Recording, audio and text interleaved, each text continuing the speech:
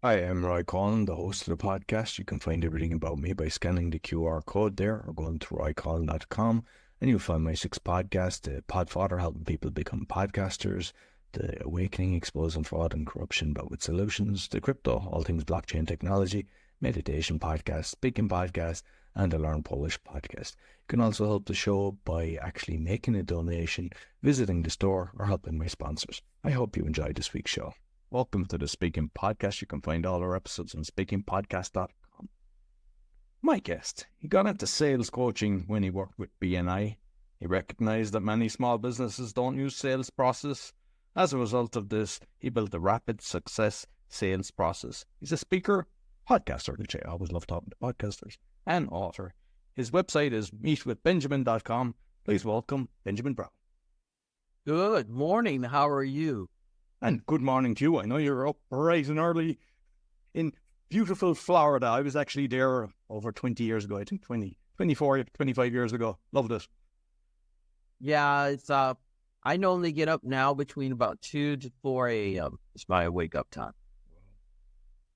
Yeah, that's so. We're going to touch on the sales, but what I want to do is just kind of go into your own kind of career first, because I know you're a military man, and the reason that I think that's important is I've met a lot of people and I have friends that were in the military, and I think they get very systemized and they're very focused, and I think the training helps them. And I just like to know, were you a different person before you got into the army, why you got into the army, and what you learned there? I know it's a kind of loaded question, but you kind of understand what I'm saying. Well, first of all, people that have to understand I was in the Marine Corps, different. So Apologies. So the Marine Corps is a little bit more of a special type of operation where the entire branch is special. You have specialties in each branch. Navy, you have Navy SEALs. The Air Force have their special force. The Army, of course, have theirs. But the Marine Corps as a whole is an entire unit of special forces. When countries hear that we're coming, they know that there's a serious problem. Because you got a bunch of crazy guys that's ready to drink beer when they finish doing what they got to do. We're here. We're not there to shake hands and take pictures with babies when we come into town. So that's our MO, and it's been that for years. And it gave me a foundation for a lot of stuff in my life, especially like getting up early. Is just norm, because that's 5 every day for us, right? And so we do more in the morning before most people get up and at work before their first cup of coffee. And so I later in life had to reinvigorate those type of deals to get what I need to get done, knowing that if you get up in the morning, you do your affirmations, you do your readings, things of that nature, you structure your day, all these type of deals, and work out, get that done. Maybe sometime 2 workouts in the morning, depending on what you're doing. And then, getting the kids off to school, that type of deal, get them off to school if you have to do that. And then, by 7 o'clock, you're waiting on people to wake up to start doing business with you, right? You have your schedule that you go through. So I instill that in a lot of people I work with. If you don't do that, being prepared is one of the first steps in the sales process. And that means, are you ready to sell? And most people aren't. Right. So you have a book, and it's I have the name here, Mastering the Art of Closing the Sale, but you have a 10-step process. And I've heard you on different shows as well, just going through this, but I think if you don't mind touching on the different points, because like the listeners, whether they're building their coaching business, their speaking business, or just any business, I think it will just help them if we can go through that, if that's okay with you. That's fine. So I'll give you a couple of the pointers because it gets long and lengthy. But the first step is getting prepared. With most salespeople I work with, I've been in sales for over 23 years. And I found that being prepared is one of the most essential things. Are you ready? Because sales is a skill. It's an action item that needs to be honed. And so you need to practice that just like you would any other skill, and be prepared, because the potential client only has one thing that you're trying to avoid. Is a 2-letter word, and the word is no. So you're trying to do all of this to prevent them. You're trying to help them when I tell anybody in entrepreneurship or in sales, your job is to help people. You're helping people with your product or service. If you believe in what you're doing and you're on the good side. As we know, negative has connotations with sales with people who rip off. They're very good at what they do because they believe in what they want to achieve, not in the product. They want your money. So most people have that negative connotation. Number two is connecting and relating. The reason you do that is because you want to connect and relate with the individual because you're going to ask more difficult questions than a normal sales process to save a lot of time from them and you. Number three is just going back, and because I'd like to touch on the points as you mentioned, but just okay. Like especially if it's a cold call and you're having a conversation and you're trying to connect with them, how do you know the personality type of the person you're talking to? Because for me, I like just going straight to the point, don't waffle. Other people like to chit chat. Hey, what's the weather like there and all that? How do you decipher that? There's myriad of ways of doing that. I could change my dialect. I could change my tone. I can slow down my pace of talking. I can speed it up if I'm talking to like Northerners. So it's a connect and relate type deal. You're in the same country. You're in a different country. All the different things. We're similar as humans. Right? We just don't know it. So that similarity brings a closeness. So when I sit down and ask you, I always use this kind of connotation. If I came up to you and I asked you what color underwear were you wearing and just walked up to you and asked you that, you probably would want to knock me in the face, try to figure out all these kind of deals, drive me crazy, right? Who's this guy? You know, what color underwear, right?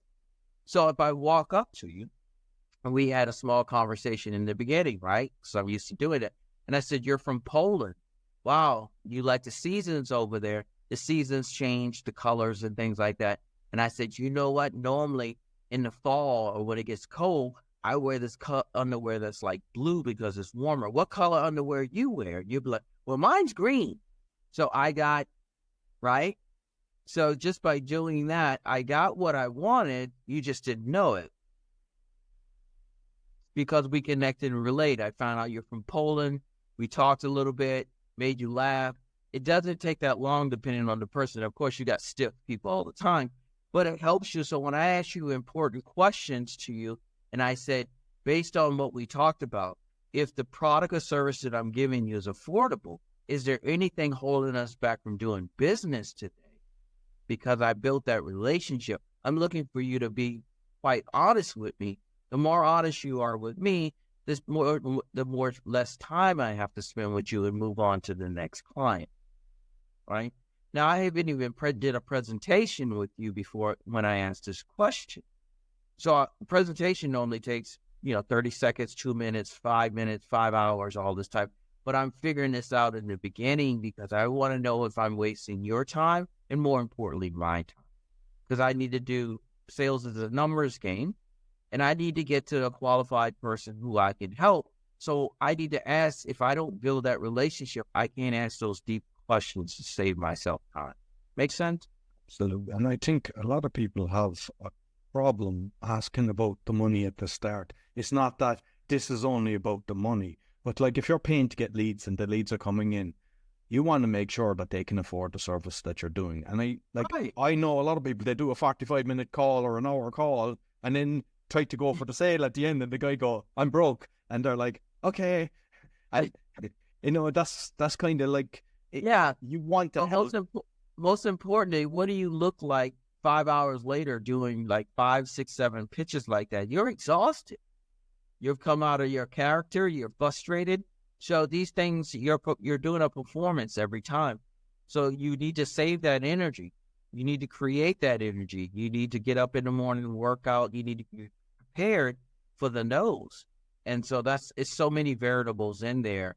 And I found that, sales is simple, but it's not easy. I tell people, simple, but it's not easy. You got to do the work. Well, this is kind of related. There's, because sometimes people believe that, okay, I don't have the money now, they have that thought process. Let's build the relationship. And then when they have the money, they'll come into me. And like, I think you're wasting a lot of time. Maybe you can have some sort of free resources, because you do, like, especially if your service is helping people, you don't want to just let them high and dry, if they don't have the money. You can have kind of some of the resources, get them into your email system. But, like, I think you have to mention the money within the first few minutes and then say, look, I get this, and you can come back when would be good. But look, I want to give you this just to help you. That way you're still kind of not looking like the bad boy. But as you say, you're not 5 hours later exhausted. And the other thing is, perhaps you could have a different price point if you're converting a lot more than saying, okay, every 10 I get 1, so, and my costs are this. Yeah. And it's believing in your system. One of the things I teach in the beginning is, do you like or love the product that you're selling? Do you like it or love it? If you don't like it, love it, leave it. Because you have to have that passion. People have to understand that you're there to help in all these type of deals, to help them get what they want, right? And so a number of different philosophies I use when I sell them, and also a lot of analogies for people to understand what I'm trying to get them through. Because most of the people I work with have been in sales for years, but still don't understand what a sale is. They don't know what a sale is. So I ask you, what is a sale? Sale. What is the purpose of a sale? What is the purpose of a sale? Well, if you're going the opposite to what you said earlier, instead of getting a no, getting a yes to whatever service that you're offering, that is like, that if you're ethical, it's of something that you know will be of benefit to the person that you're selling it to, so you actually get closure and you get the contract completed. So it's the same thing. You have a 9-year-old, right? 10, you just turned 10 there, okay, yeah. Well, yeah, so now about 7 years ago, he used to ask you to pick me up, pick me up, pick me up, pick me up, pick me up, pick me up, pick me up, right? Or I want this still, right? And what do you tell them to do? Stop. That's enough, right? That's a close. So children are one of the best salespeople in the world. Absolutely. Right. So the purpose of a sale is to get somebody to move. Remember, sales is simple, but it's not easy. So people overthink it. Oh, it has to do with money. No, a sale is very simple. It's getting a person to move in small little increments towards a solution that they need, that you might provide, and they have to pay for it if there's monetization. But children, there's a sale going on everywhere. When you're married, when you stop being married, you stop selling, right? It's the same thing. Relationships, sales is everywhere. So once you understand that type of concept, you'll realize it's way more simpler than you thought.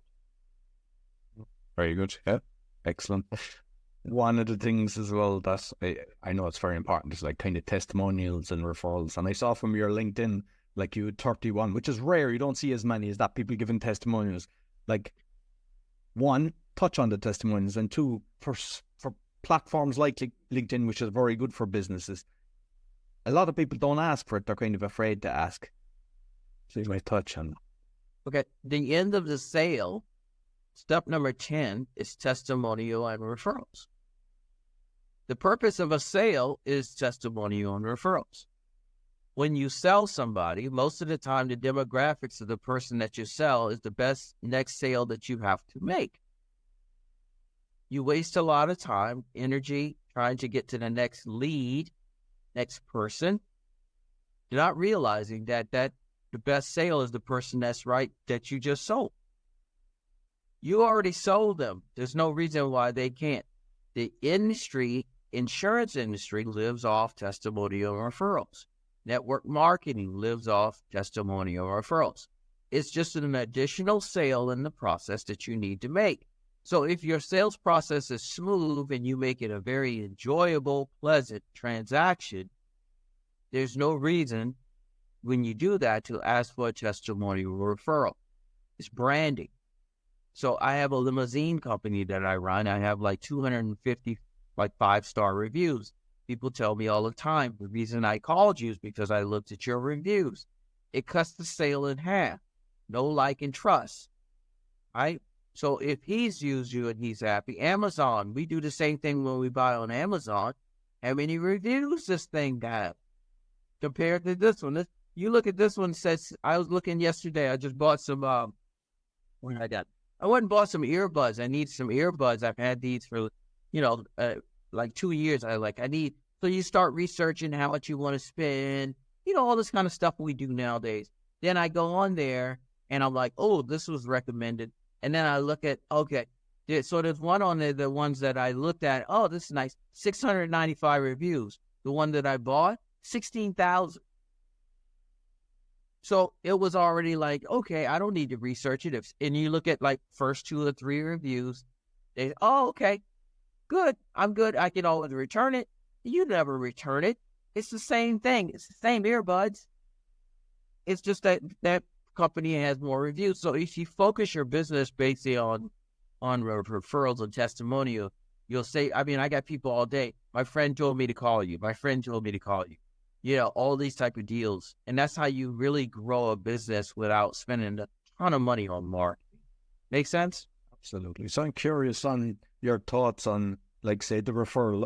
Obviously you can say, hey, is there 3 people you might know, whatever, because there's people would say something like that. What's your thoughts on paying for the referrals versus just asking for the referrals? Because like you could say, look, if you get somebody to me, I'll give you X%. But I've tried both, and sometimes people go, oh, great, but they do nothing about it. But if you set up an affiliate system, so I'm just curious what you think of that. Well, here's a key point for you that you didn't need. All right, when do you normally ask for a referral? At the end, when you're kind of closing. As in, like, when if you're taking them through a process and it's at the end, like when they're happy and they're saying how happy they are, that's the time to ask. I can tell you, based upon the statement that you just told me, is that you actually you offer a referral program. You got to sell the referral. If I could, same thing, provide you with some type of money, monetization, is there anything holding you back from finding people that I can work with to help as well? I need a yes or no, right? Instead of going, hey, I got this program, it's $25 when you refer somebody, this and that. And they're like, yeah, whatever. They just went through this emotional type roller coaster and probably gave out some money sometime they didn't want to get rid of or thought about or all that other stuff. And then you pile that on top of that. It doesn't go over well. And you're like, why did I do it? It's the way you set it up. Well, excellent. And I heard you talking about like getting the credit card details, and I want to touch on that. One, because I know trying to get it early is good, but also there's times when people might know the company, and they're afraid to give their credit card details for that, and how you overcome that. Why would they be afraid? Because they might think that you're a scam, or they just might want to give the card details. If you get a feeling that somebody's doing something, the difference between a good and a great salesperson is the number of questions that you ask. So if you feel as though that they feel that, the deal that you need to do is ask them. So based on what the feeling that I get is that there's some type of discredit, or you feel as though you're not going to get your solution solved, right? So the main thing of it is how bad they want to solve the problem. Instead of me selling you something, I'm selling you that I'm going to solve your problem. And every product or service that people sell solves a problem. You're not talking about the problem. You're talking about how you're going to solve it. You're not talking about the problem. You're not talking about how bad they want the problem solved. You're talking about how you're going to solve it, your presentation. And then that's pitching and wishing. So if I go in and I actually express to you, how long have you been dealing with this? And I can go, wow, now I understand why we're talking and have you really want to get this problem solved. Okay, so if I can solve that for you for this cost, I can add costs in there. Is there anything holding us back from getting this off your list so you could move on with your life, better your life, stop dealing with the pain, stop dealing with the problem? So you slow the sale down. You're a problem solver. So if I can do that, if I snap my fingers and solve it, what would it look like? You tell me. Envision it, embellish it. Let's blow it up. Let's talk about, wow, that would be great. I don't know why we haven't done this before. I haven't even told you how I'm going to solve the problem yet. Right? It's the same thing. So if God bless, if somebody's diagnosed with cancer, they go to the doctor and the doctor goes, I know we can solve this problem. Like, really? Like, wow, what do I got to do? Instead of going, maybe I could, maybe we'll try this. But this doctor said he can, right? I don't want to deal with this. You know the end results of that most of the time, right? So it's the way you set it up. You're a problem solver. Most people don't, it's front-loaded sales. You do a lot of the work in the beginning, so you don't have to worry about the hard closes in the end. And most people just know about presentation. They just want to get to the presentation. They just want to present, and the presentation will set you free. The sales process will set you free. Less stressful, right? Instead of just a presentation. So most companies emphasize on the presentation and the numbers. If we just present enough, and if I throw enough bullets at a wall, it's going to fall down eventually, right? Right. So it's the kind of the same type. Well, I think if you throw the bullets, it won't fall down. But if you shoot them, maybe it will. Absolutely. So it's the mindset of understanding these small type of deals and how it works, and your whole mindset to change on sales is what I work on. And like I said, a lot of the things I do is mindset. So I work with men who are coming out of bad marriages or coming out of the military or just mindset, don't know where they're at in the world. It's not enough people to help guys who've already been through it on the other side to pull them through and understand there is other ways. Women too as well. Everybody needs a helping hand. I have 2 coaches that I have now. Everybody needs a mentorship. Nobody has figured this thing out. By the time you figure it out, you're already dead.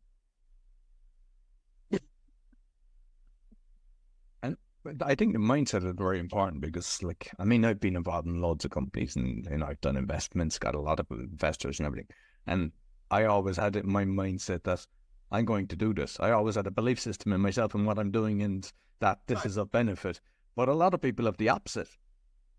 Well, in any given time, you have, as humans, you have doubt. And, one of the things I've been working with a client now for the 3rd time, and this is over a 4-year span.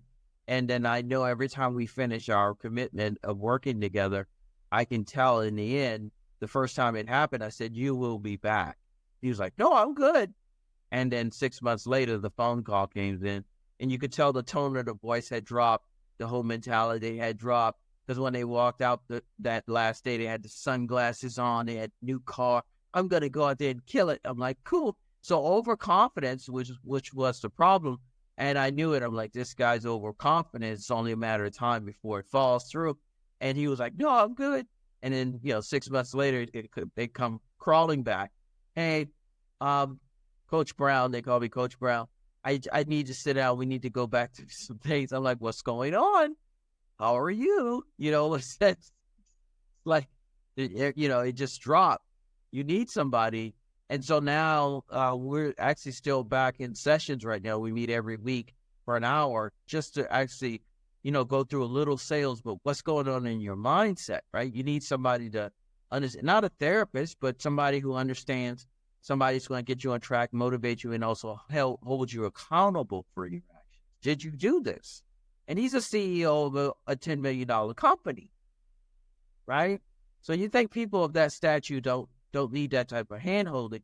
Those are the ones, every CEO probably has a mentor that he's talking to. People that make $10,000 a month are talking to people that make $100,000 a month. I know guys right now making $100,000 a month, they're talking to millionaires. I know millionaires that are talking to multimillionaires. I know multimillionaires are talking to billionaires. Everybody has done it before them. Saves you a lot of time to get where you want to go. Mm-hmm. Very good. What's your thoughts on scripts? Because I've seen some companies, especially kind of like the franchise industry and everything, and they have all the scripts, and if the person says this and that, do you think that's a good system to have, or should you just touch into the emotions and be more connected to the person? Because I think a lot of times, especially if they're not trained properly, it's a script. You shouldn't, but unfortunately, they're just reading it.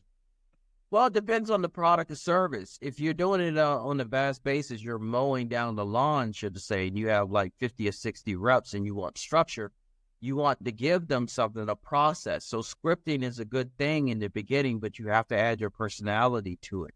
You can't be a robot, which is, you can tell when people call you and they're on a script. And I have fun with them. I'm like, what page are you on? They're like, what? I'm like, what page are you on? I'm finding out how well they know the script, how well I could throw them off. Your process is your process. And if you should never be thrown off your process. So if you call me up and you're reading and I could tell you're going word for word and I'm going, what page are you on? And they go, what?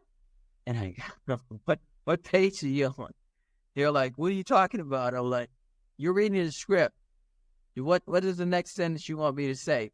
Because I've been in the game for a long time. So I have fun with them. There's 2 companies that I sold because I actually criticized the rep and then got the manager on. I'm like, what are you doing? Like, this is horrible. And I'm like, this is the way you represent your company. I don't know what's going on with your sales. And then we had a conversation and I got on the phone with the owner. And then 2 weeks later, I'm on a plane doing a 2-day presentation at their office. Right. So being critical of that. But yeah, scripts do work. Depending on the product or service, especially anything under $100 where you're doing repetitious calling, because you want to be able to put the salesperson in a frame of mind that you're going to win. And sometimes that's training wheels, which is called scripts. What I've also seen in scripts, which I didn't like, to be honest, but like they were setting up the call that, hey, if you qualify, you get the top for VP. And it's all just slimy sales tactics. But like, I wouldn't have known it, only that I got caught for it and then got involved, and then they were trying to get us to do it. And I was like, this is slime. Yeah. When you've got like a sales office and you've got a few different sales kind of coaches, managers,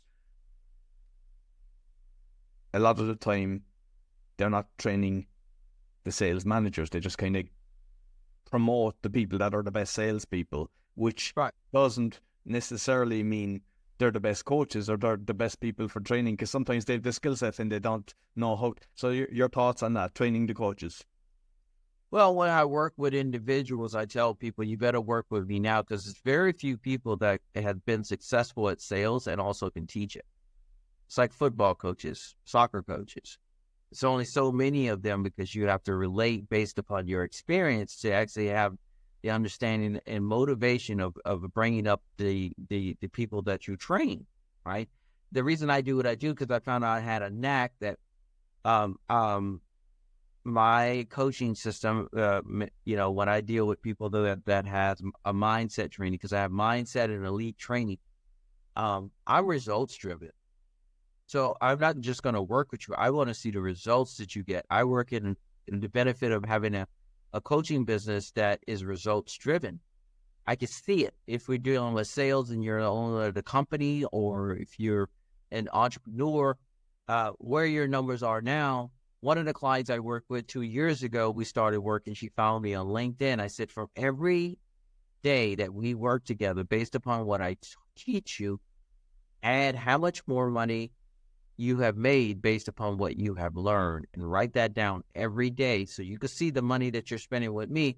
Because one of my statements is, you don't pay for me, your new clients will, because you're losing clients, right? So it's a win-win situation to work with a good coach that's results driven. And in that 90 days, because normally it's a 90-day program, 6 months or a year, she generated over $176,000. She only spent $7,000.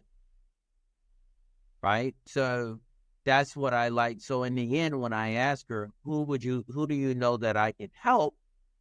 When she puts that in front of somebody's face, I spent $7,000 and I made over $100,000. It makes my job a whole lot easier. The same concept. So to your question, yes, there's the reason a lot of people are not successful at sales is because the company don't give enough tools for the sales rep to feel confident, or enough tools to be successful. And that's why they have high turnover. Because the one thing you do not want to have in your business is an unconfident salesperson. It's a waste of time. Like, I've seen situations, even with some of my own businesses, I brought in salespeople because I was actually doing a lot more than the whole team but in Poland, which was strange because, I wasn't fluent at the language. And I got a company that I'd, checked the reviews and everything. They were very good for sales and brought them in. And like, they were teaching good stuff because I was listening in on it and getting translations and understanding everything. But in the end, they were like saying they shouldn't be there. And is there a case that you just say, yeah, there's some people, they just, no matter what you do, they could get a certain level that they just kind of coast along, but it gets to a level, especially with wage increases and everything, and cost increases, that they're no longer bringing any, benefit to the company. And Right. is there times you just have to say, sorry, this isn't your skill set? Well, I love firing people. I had a great manager years ago. I love this guy. He fired people every week in one of our companies, one of the first premier jobs that I had. And to watch him fire people taught me how to let people go. He'll start off in the beginning. Sales is not for everyone. I mean, very sentimental in the face. And he's like, in IT, when I manage guys who own companies and they have to let people go, I said, you should be happy because it didn't work out. You get to move on with the rest of your life and find something else that works for you. You're not sitting here working with me on something that's not going to work because I know it's not going to work. That's why we're parting ways. So I'm doing you a benefit. So people walk out getting fired with a smile on their face because you let them go. This is not for you, right? You just have to be honest with people. It's not going to work. And also, if they came from other industries with, connotations of what they thought was going to happen, or like, this is the way I sold when I was at this other company, I go, you can't do that. This is the way we do things here. And I've had so many people that I've seen let go because they held on to that old sales system.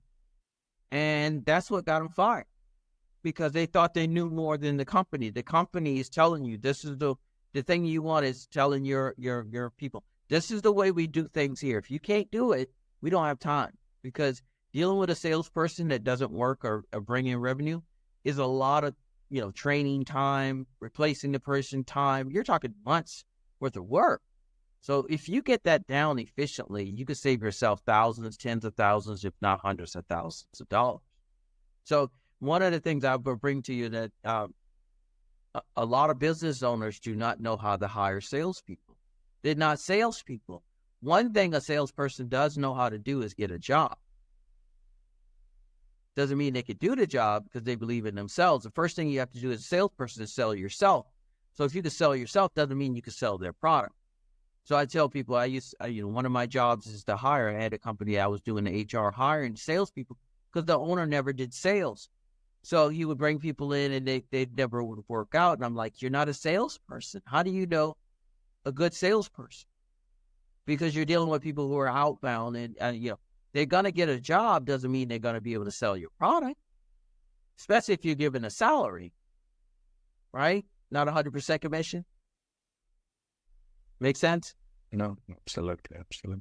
And with like the social media then of building that, because obviously there's kind of paid ads and everything, but with building the social media, like how much effort should you be people putting into their companies when they're trying to build their sales as well, connected with that kind of cross-referencing? And well, main thing with the social media is if you are, because now you're talking strictly business, which I can talk to.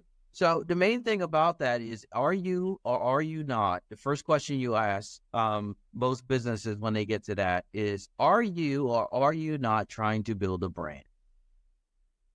Are you just selling products or are you building a brand? So the brand is the long game. Social media is the long game. It doesn't go away. The videos you put out there stay out there. The LinkedIn profile that you build stays out there. All of these things stay out there. Or are you going to build on it? One of my students now said, my competition, because I told them you need to get into social media. Everybody has to do it. It's not a choice. People are not listening to people if you don't have some type of social media. They think, what's wrong with you, right? So he showed me this, he was like, okay, there's no such thing as bad publicity. So he shows me, this company that my competition, who kind of rips people off, doesn't do what I do. They have a social media profile. He doesn't have one. And he shows it to me like, here, look at what they're trying to do. And then I come back and go, 711 posts. I said, you know how much time it takes to put 711 posts? I mean, these guys been posting so whether they're good or bad, they're putting the work in. They're branding, right? So you have to look at it like that. Are you building a brand or are you just selling products? And so that is the question based upon the plan that you want to do. Does that make sense? Absolutely, absolutely. So when, like, finally, like, a person kind of realizes I've got a problem with sales, whether sales have changed, because I've come across some clients as well that, like, they had a system for having their sales come in, and it's like using Google and stuff like that, and everything was hunky dory, and it just changed overnight. Right. And then they're finding leads get different and everything. Like, because I think you can't get complacent, because sometimes people think I get a skill set, and it's like you mentioned, the guy coming back, because you're constantly improving as well. You're watching everything because you have to be on top of your game. But a lot of times people think they've got a skill set and then that's it. But life just changes. There's so many different things. Like I just saw, even now, the other day, that Rumble, they're going to have online paid ads that for the live ones. I mean, that's a game changer. You know? Yeah. But you have to stay on top and kind of understand these things. But for those that are kind of think, I have my skill set, I can do it, what would you say to them? Well, the thing I express with people, these are all tools. These are all tools. When I started in the sales game, all I had was a notebook, which now I have an electronic notebook, right? It's, remarkable, yeah. Remarkable. You know, you've seen this? I've seen it, and I was thinking again, and the reason that I want to just touch on that is, sorry, but I love writing, because I think the brain thinks differently rather than typing. And that's why when I saw that, I go, oh, I like that. So my client got this for me years ago. I can write down my date book. Everything is in this one thin thing. It translates to my phone. This is a tool. This right here. This little thing that people use all day. This is a tool. These are tools. Sales has been around before the Romans. But we've been inundated with so many tools. We can't focus, right? Things are changing so fast. AI just kicked in last year, right? So all of these things, as an entrepreneur, you're getting inundated with all these different things. So the main thing when you sell, or you sell for your company, or you own a company, is the first thing I ask them, what is your sales process? They can't answer it, but I'm pretty sure they're marketing. They got Facebook ads, they got LinkedIn, they got all the stuff that they're doing to try to bring in. What people are doing, they're lazy nowadays. They see all these millionaires, they think it's easy. They want low-hanging fruit. I'm going to pay you $5,000 to put ads out so I can get people to come in and just buy my freaking product without me having a sales process. Who wouldn't like that? They're millionaires. We did an email campaign. They probably did pick up the phone. They made all these monies on these courses. That was 2-3 years ago, right? All of these are tools. Can you pick this up, call somebody, go through a presentation, and close them? That's the way it was. Cell phones, remember before cell phones, it was door-to-door people. Then there was TV. Then there was telephones. Then there was fax machines. Remember fax machines? Oh, my goodness, I could send you over a document? Wow. And you could look at it. I could just put it through the phone, and you could print out and look at it. That's how my first sales job was. Hold on one second. I'll call you back. I'm going to fax you. I would fax you the sheet of information. I would call you back, go through the sheet, and close you. When we got computers, we were pissed. We didn't want it, Roy. We're getting computers with database. I don't want that. It slowed me down because we're doing 125, 100. I got to enter in data now? I don't have time for that. We were on the phone. Boom, boom, boom. Headsets, notebook. Headsets, notebook. I would go through my notebook like a database. Like, oh, I got to call this guy back. Call this guy back. Make this money. God, it was my notebook was my database. And we got computers. I was like, it's going to slow everything down. We hated it. Now people can't live without it. I walk into a business, I think 5 years ago. I say, take away your cell phone and your laptop. How can you operate? The look on his face like, well, what are you talking about? How would you run your business? because it's been done before that. You're running a lawn care service. How would you run your business? You would have to sell. That was something Right? I did when I was 14. I'd go around door to door when I saw grass was high. When you cut somebody grass, instead of you jumping in your truck and leaving, you would actually go to the next door and the next door, knock on the door before you leave. You would do that on a regular basis. You make sure all your guys would do that. You don't do that because you're lazy. You're relying on the email campaign. You know, on LinkedIn, you're sending out business cards, you're sending out emails. Yeah. And things change. The reason we're having this conversation, things change. You're going into a panic. You need to sell more, right? You don't know how to close. Stuff just been coming to you. Low-hanging fruit, right? When that low-hanging fruit hangs up, my phone rings. Hey, we've been thinking about this. I'm like, you're making too much money, trying to figure out how to make more money, or you're losing money. It's when my phone rings. Nobody calls me when everything's good. You're making $100,000 a month. Oh, we don't need no sales. We're good. We're perfect. Go from 100 to 10. All of a sudden, what's going on? Looking around. With sales, why we're not close?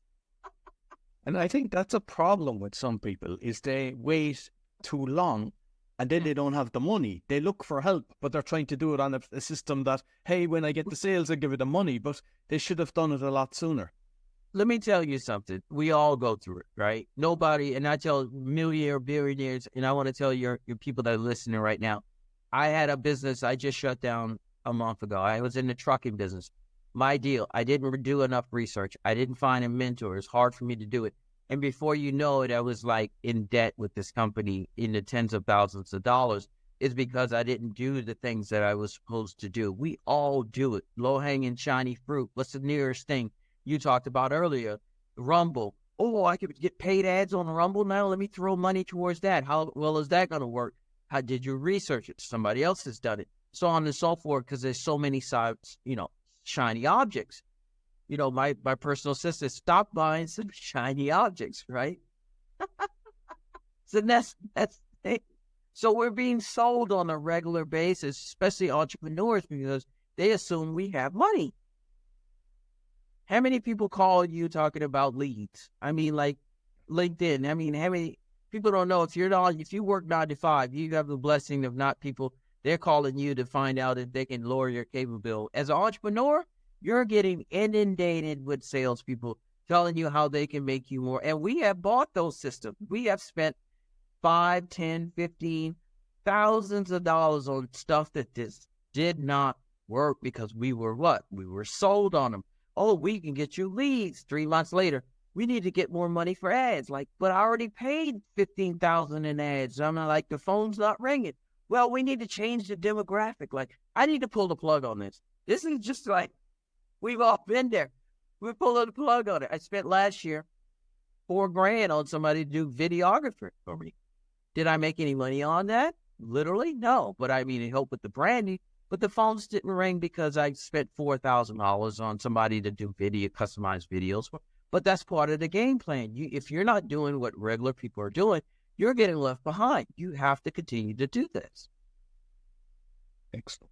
Listen, Benjamin, thoroughly enjoyed our conversation. You might let people know where they can find you. Well, like I said, 360 Sales Consulting, my book's on Amazon, Master the Art of Closing a Sale. I made it easy for people to reach out to me worldwide. Meet with Benjamin.com, and you can schedule a call, sit down with me, and then I can do an assessment to figure out how I can help you become a better person, or better yet, a better salesperson. Excellent. Yep. I'll make sure I put the links both on the audio and the video. Thank you very much, Benjamin. No problem. I'll talk to you soon. All right, cheers. That's all for the Speaking Podcast. You'll find all our episodes on speakingpodcast.com. Until next week, take care.